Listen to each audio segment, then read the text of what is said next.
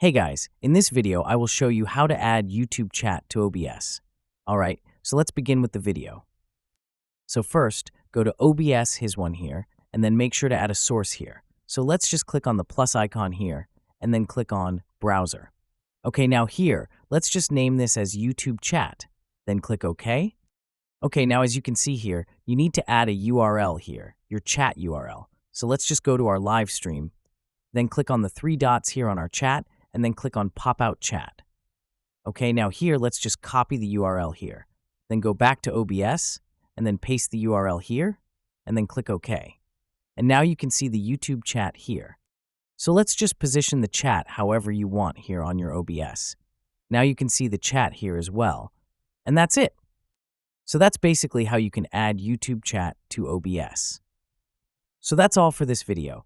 Consider subscribing if you find it helpful, and I'll catch you in the next one. Thanks.